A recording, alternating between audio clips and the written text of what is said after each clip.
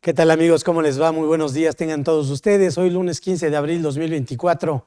Les doy la más cordial bienvenida a este curso que daremos el día de hoy en la plataforma de KDFI, donde hablaremos de aquellos puntos finos relevantes en la presentación de la Declaración Anual de Personas Físicas para este ejercicio 2023 que tenemos este mes de abril y por resolución miscelánea tendríamos eventualmente hasta el 31 de julio para presentarla. Pues bueno, aquí el punto sería, estimados amigos y amigas, que hoy por hoy sabemos que con tanta información precargada y para ir entrando ya en cuestiones ya del tema, diríamos pues prácticamente hoy en 10 minutos presento mi declaración, ¿no? ¿Por qué? Pues porque así tal cual, Tabo, yo me meto, veo que la información sea la que corresponde al contribuyente, pues prácticamente valido cada uno de los datos que ya aparecen precargados, le doy clic a todo, verifico pues de alguna manera y medianamente lo que son las deducciones personales y pues ¿qué más le puedo hacer, no, Tavo? Honestamente, ¿qué más quieres que yo haga a partir de que ya está la información precargada? Y entonces ingreso, le doy validar a todo, le doy clic y prácticamente en 10 minutos la estoy enviando.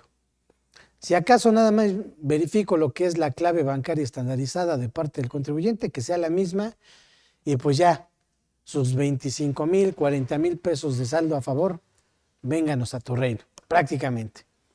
Y decimos, oye, no, pues sí suena bastante fácil, ¿no?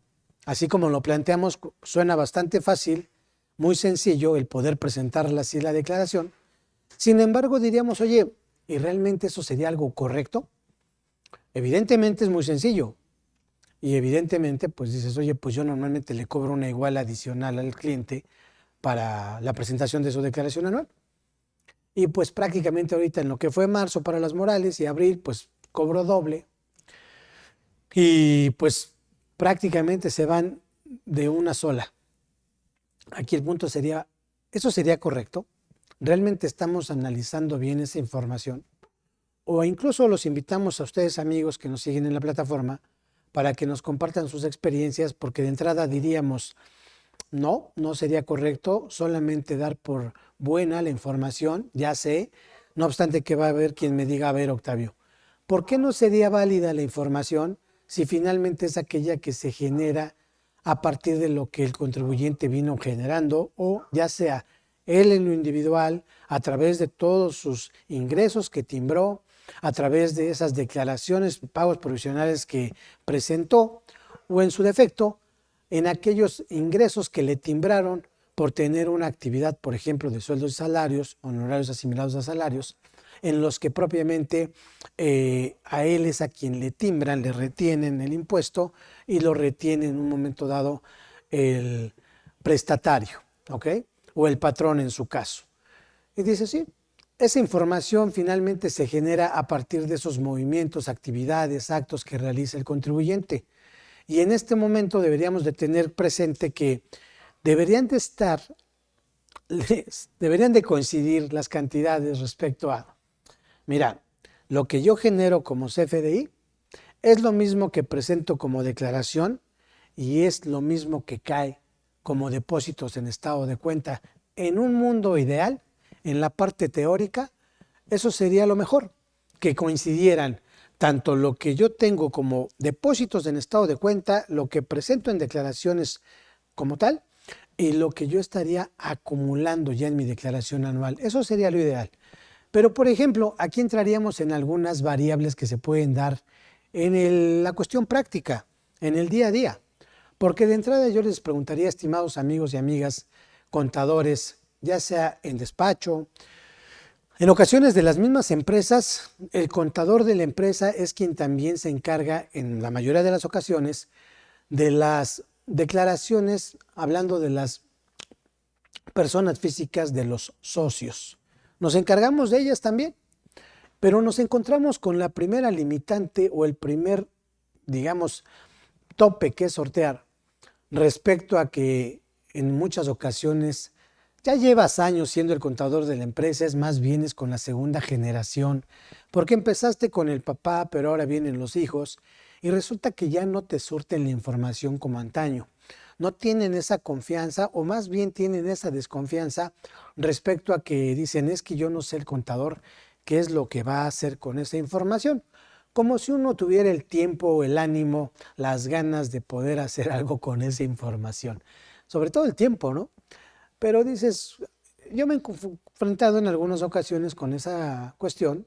Quizá, no sé si sea entendible, si sea justificable o no, pero finalmente cada quien se maneja con la confianza o desconfianza que cada quien tenga prácticamente en el plano ya de su persona. Sin embargo, yo cuando me he encontrado con eso, pues la idea precisamente como contadores es primero que nada concientizar al cliente. Sé que no es una labor que nos corresponda, pero pues la idea es hacer el trabajo lo mejor posible y en ese sentido decirle al cliente, ¿sabes qué? Mira, la verdad, y a veces yo lo digo a manera de broma, créanme, pero bien dice el dicho que entre broma y broma la verdad se asoma. Y en ocasiones le digo, mira, ¿qué crees? La verdad es que yo no tengo ni el tiempo ni el ánimo como para saber qué es lo que haces tú con tu dinero, qué patrimonio tienes. Me encanta el chisme, le digo. Eso sí, la verdad es que me encanta y no lo voy a negar. Le dije a la amiga la pequeñita, ¿qué? Soy chismoso, ¿no? Y me encanta. Pero de eso, a poderlo llevar a un plano, en un momento dado en que la desconfianza sea tal, a tal grado que yo diga, ah, mira, a este cuate le voy a hacer una cuestión, no sé, ya muy dañina, ¿no? En un sentido a lo mejor de, pues conocer sus cuentas, quizá, no sé, no se me ocurre una cuestión específica, pero es precisamente lo que ellos piensan que tú como contador vas a acabar haciendo con esa información.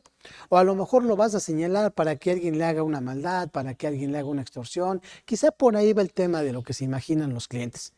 Pero al final de cuentas, ¿qué es importante? Que identifiquemos realmente para qué queremos esa información y que eventualmente se les quite esa eventualmente esa desconfianza.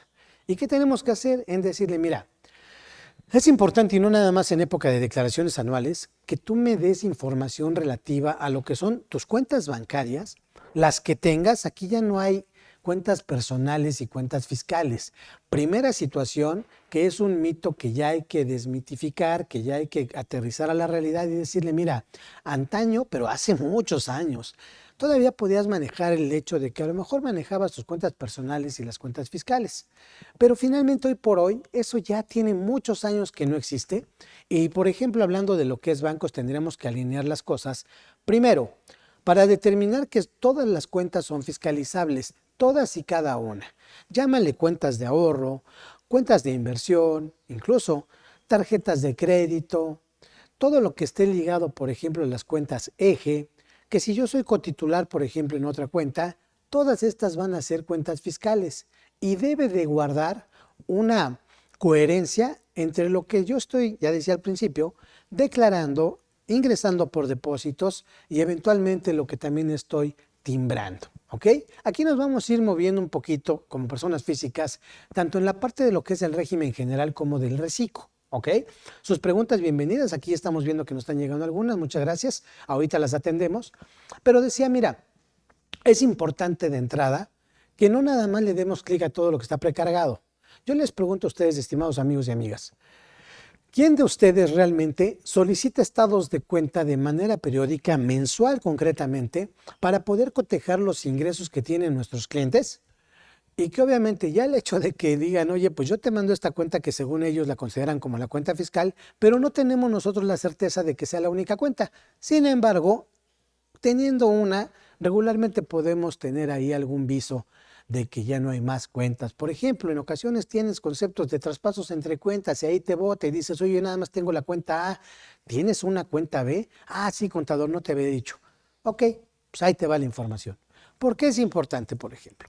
Porque dices, oye, sí es cierto, yo aquí tengo tu facturación, ya sea una persona física, actividad empresarial, profesional, quizá un arrendamiento, incluso una enajenación de bienes, etcétera, en el que yo pueda ver esa radiografía, una columna vertebral respecto a lo que representa mi estado de cuenta bancario, para identificar los movimientos que tiene mi contribuyente, tal cual. Oye, de repente cantidades cerradas, importantes, extraordinarias, por decir una cantidad, 150,000 pesos. Evidentemente eso me va a tener que brincar de inmediato. Tú conoces el perfil transaccional de tu contribuyente, de tu cliente, conoces los ingresos que tiene, las operaciones regulares ordinarias que maneja, y cuando te bota una situación así, lo primero que dices es, a ver, ¿aquí qué pasó? Ves el concepto y simplemente trae una cuestión ahí, una serie de números que no te dice nada. Hablas con el contribuyente y entonces te dice, oye, ¿para qué quieres saber esto? Mira, ya te lo he dicho y te lo he marcado por escrito respecto a la situación que se pudiera dar en caso de una revisión de parte de la autoridad, porque el contribuyente tiene la obligación de declarar todo lo que sean considerados como sus ingresos por actos o actividades que realice. Y tanto la ley del ISR como la del IVA, incluso la del IEPS, me establece la obligación, cada una por separado, me establece la obligación de emitir comprobantes fiscales digitales. Casi siempre decimos, no, es que la que me establece es el código. No, quien me lo establece, el código lo que me dice, cuando las leyes fiscales establezcan la obligación de emitir CFDIs, se estará lo siguiente. Artículo 29 y dice, por los actos o actividades que realicen. Y si checamos la ley ISR, la ley del IVA, la ley del IEPS, cada una por separado, me establece la obligación de emitir CFDIs. Entonces le decimos, mira, es delicado el hecho de no declarar ingresos que realmente lo sean. Oye, contador, pero fíjate que este ingreso, pues, es algo que a mí me pagan, entre comillas, por fuera. Pues también el código me establece que cuando se determine de manera presuntiva por las autoridades fiscales un ingreso, este se considerará como que lo recibe de parte de la actividad preponderante del contribuyente. Y ahí vamos sacando nuestras conclusiones, porque dices, oye, de parte de la actividad preponderante del contribuyente. Y lo voy a conectar con la alineación que debe de tener la constancia de situación fiscal en cada uno de los contribuyentes. ¿Por qué el comentario? Dices, fíjense, a ver, nada más hasta aquí un pequeño resumen de lo que venimos hablando. Dices, a ver, columna vertebral de todo lo que va a ser mi obligación de contribuir, el estado de cuenta bancario, ¿de acuerdo? De entrada, ¿ok? Con eso lo voy a alinear con lo que yo estoy facturando. De ahí a lo mejor tengo depósitos que no necesariamente son ingresos, pudieran provenir de un préstamo, por ejemplo. Es un préstamo mercantil, es un préstamo, un mutuo, por ejemplo. ¿De qué se trata? Es un traspaso entre cuentas, está identificado, a lo mejor es, pensando, un donativo. Múltiples situaciones por las que pudiera considerarse como no ingreso, pero yo debo de saber y desvirtuarlo en caso de que la autoridad me pudiera revisar. Siempre le decimos a los clientes, siempre, digo, mira, nosotros siempre trabajamos en la oficina pensando en que puede haber una auditoría y creo que la mayoría de contadores lo hacemos así, pensando en que, híjole, si aquí viniera la autoridad y me revisara, debo de tener los elementos de prueba para poder desvirtuar y decirle, a ver, autoridad, a ti todo lo que suena en la caja o en el banco te suena como un ingreso, pero yo tengo la obligación de especificarte y de decirte con elementos de prueba que no lo consideres como un ingreso porque a lo mejor esto es un traspaso entre cuentas, porque es un donativo ascendente a descendente, descendente a ascendente en línea recta, es de entre cónyuges, etcétera. No lo consideres como ingreso, pero yo te voy a dar el elemento de prueba. Incluso les voy a presentar más adelante un acta de que se realizó, un contrato de donación entre madre e hija, donde la madre le está entregando como tal dinero, 3.5 millones de pesos a la hija, y se está elevando esa donación a lo que es a una escritura presentada ante la fe de un notario. Pero ese es el elemento. ¿Por qué? Por varias situaciones. Porque la hija, que es quien recibe el donativo, regularmente no tiene esas cantidades que le caigan mensualmente o su perfil transaccional no es de recibir 3.5 millones cada mes. Evidentemente esa situación pues va a brincar en el caso del banco por una situación relevante, trascendente, inusual, preocupante, ¿no? Para efectos, digamos, de la ley antilavado. Entonces todo esto va generando una cuestión, digamos, un entramado que debe de guardar una coherencia. Ya decíamos, a ver, recapitulando, ingresos por el banco, ingresos declarados e ingresos emitidos en CFDI. Cualquier situación extraordinaria que pudiera estar fuera de este perfil, dices, pues se tiene que identificar, se tiene que documentar y eventualmente se tendrá que declarar como un dato informativo. Hasta aquí creo que vamos más o menos claros. Y decimos, a ver, adicionalmente a esta situación que es la ordinaria y cuando sale de esa parte ya para la cuestión extraordinaria, ¿qué tendría que hacer? ¿Está ok? Oye, es un ingreso que realmente no tienes manera de poder desvirtuarlo porque ni por préstamo ni por donativos no hay nada. Es un ingreso. ¿Qué tendría que hacer? Ya lo decíamos, darle el tratamiento de ingreso por la actividad preponderante. Y ahí conecto con otra cosa. Dices, ok, hoy revisas la constancia de situación fiscal del contribuyente y ¿qué te dice? Tiene ingresos por sueldos y salarios, X porcentaje. Honorarios, bueno, está en el régimen de sueldos y salarios. Persona física, actividad empresarial y profesional, por ejemplo, está en el otorgamiento de uso o goce temporal de bienes, arrendamiento, ¿ok? Tiene por ahí intereses y tiene dividendos. En los porcentajes que ustedes gusten y manden, pero está bien definido por cuánto tengo cada porcentaje. Primera situación, dices, eso es importante alinear nuestra constancia, porque precisamente cuando tú ingreses al portal del SAT para presentar la declaración, dirías, a ver, este perfil del contribuyente, en esas características fiscales que tiene, así es como se debería de estar habilitando cada uno de los renglones que yo voy a incorporar en la declaración. Pero ¿qué pasa? Y ya nos han hecho la consulta por este mes, en el que nos dicen, oye, Octavio, pregunta. Yo tengo un cliente que, fíjate que tiene un ingreso por actividad empresarial y profesional, ambos, ¿ok? Pero resulta que al momento de ingresar a la plataforma no me aparece habilitado ese renglón. Dices, a ver, checa lo que es la constancia. Regularmente dices, no, ¿qué crees? Que no lo tenía así? Lo tenía diferente. O no tenía el arrendamiento porque se me pasó, pero empezó a recibir el ingreso a partir de septiembre. Pues la autoridad obviamente no va a ser adivina. En teoría, hay cuestiones que no te permite y hoy por hoy ya todo está muy amarrado. Porque, por ejemplo, incluso si yo quiero emitir un recibo por conceptos de arrendamiento y no tengo habilitada la opción, pues lo más probable es de que no se puede emitir. Y ahí tenemos de alguna manera candados que me dicen, a ver, ¿quieres hacer esto? Y me manda la alerta, no, eso no lo puedes hacer porque finalmente eso no tienes esas características. Desde ahí debemos empezar también a alinear nuestra constancia de acuerdo a lo que son los ingresos reales que percibe el contribuyente, de acuerdo a lo que es el estado de cuenta bancario, a lo que es la emisión de sus CFDIs y a lo que está declarando. Oye, no me entregue el contribuyente de por costumbre, no me da sus estados de cuenta.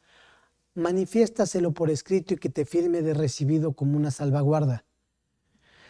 Toda vez que las leyes fiscales, pensando por ejemplo que tiene ingresos para ISR evidentemente, incluso para IVA, pues le vamos a determinar para efectos de un escrito muy sencillo lo que son la obligación de declarar sus ingresos que obtenga por actos o actividades que realice.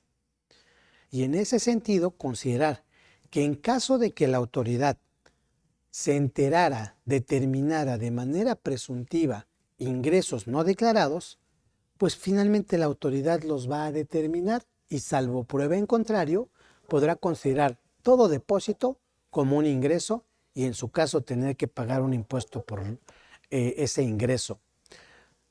Es que estaríamos hablando de un procedimiento de determinación de lo que sería esos ingresos de manera presuntiva y una discrepancia fiscal.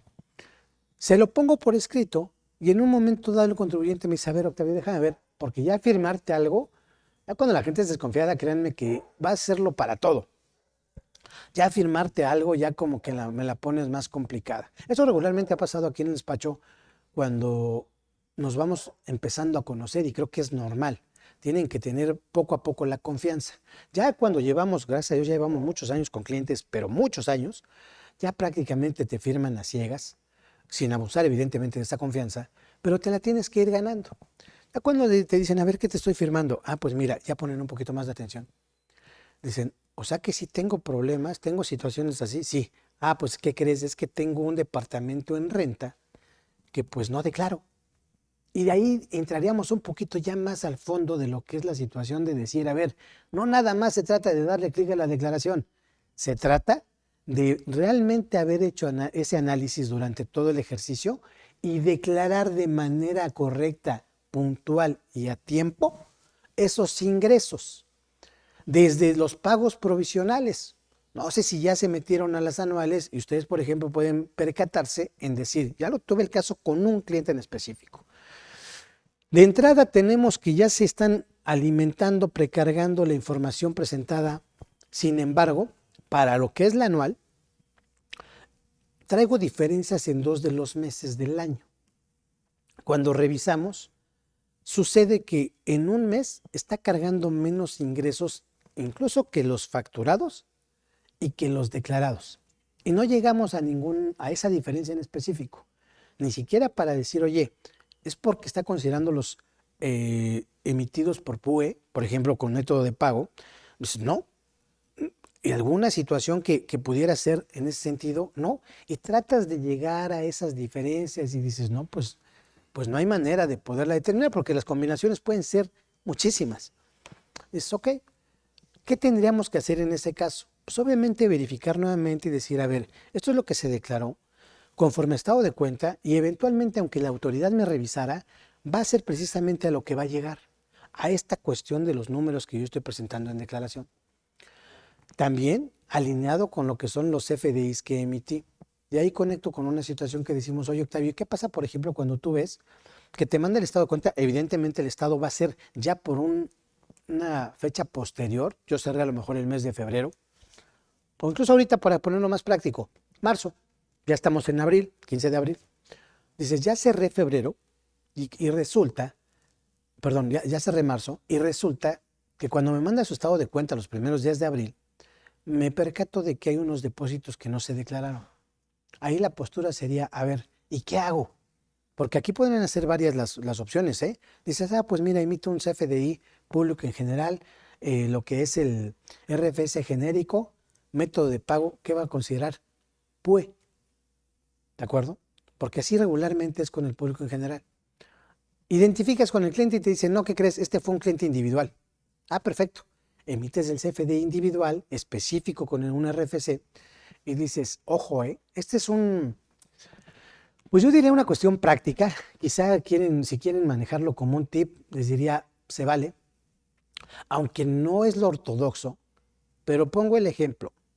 Yo declaré 200,000 pesos de ingresos que emití y cobré en el mes de marzo. Eso es lo que estaría considerando para declarar. Pero resulta que me dan el estado de cuenta y me percato de que hay 20,000 pesos más de ingreso. Ya me dice el cliente, ¿sabes qué? Sí, efectivamente tuve ese ingreso, pero no me solicitaron la factura. Ojo, ¿pero tienes identificado? Sí, y tengo su RFC, de hecho le he emitido facturas anteriormente, es tal persona. Una forma, digo, no es lo ortodoxo, pero finalmente en el sistema me lo permite. Yo emito el día de hoy, 15 de abril, un CFDI con método de pago PPD, a nombre de Juan Pérez con su RFC, toda la operación, y lo emito 15 de abril. Y entonces una vez que lo emito, ese pago me lo hicieron el 28 de marzo, por decir una fecha. Una vez que emito el PPD, emito su complemento de pago. Y digo que este CFDI que estoy emitiendo el 15 de abril, su fecha de pago fue el 28 de marzo. Repito, no es lo ortodoxo, sin embargo lo hemos hecho y resulta que el sistema sí te lo permite. No debería en teoría, pero sí te lo permite. ¿Con eso qué voy a evitar? Obvio, ya presento lo realizo, me espero para que se actualice la información y una vez que ya lo tenga en el portal y que ya se haya actualizado, que no necesariamente siempre va a coincidir, eso sí, pero dices, mira, si ya se movió la cifra, entonces ya lo declaro y no confundo a la autoridad emitiendo un CFDI ahorita en abril con método de pago PUE, porque entonces me va a decir la autoridad, cuando declare abril, este comprobante no me lo estás sumando. Y hay una confusión y después voy a tener que aclararlo 3, 4 veces ante la autoridad y por eso es esa propuesta de solución que les comento en este momento. ¿Ok? Ahora, vamos a atender algunas preguntas porque realmente ya empezamos desde tempranito. Dice Yadira, buen día Octavio, excelente curso, muchas gracias Yadira. Una duda, vendí un terreno, ¿en qué apartado de la declaración lo tengo que reflejar? Soy Reciclo Agape. Ojo, muy interesante ahí Yadira, muchas gracias. Fíjate, finalmente aquí habrá que entender, primero, habrá que entender, estimada contadora Yadira, ¿a qué te refieres con, bueno, en la venta de ese terreno, y conste porque lo está especificando, es un terreno, no estamos hablando de un inmueble, casa, habitación, ¿ok? vendí el terreno, ese estaba dedicado a lo que era la actividad empresarial, estimada Yadira. Ahí nada más si nos puedes precisar, porque diríamos, oye, si tú en un momento dado lo utilizas para la actividad, pues obviamente, y si forma parte de ella, pues tendrás que determinar un ingreso como tal de la actividad.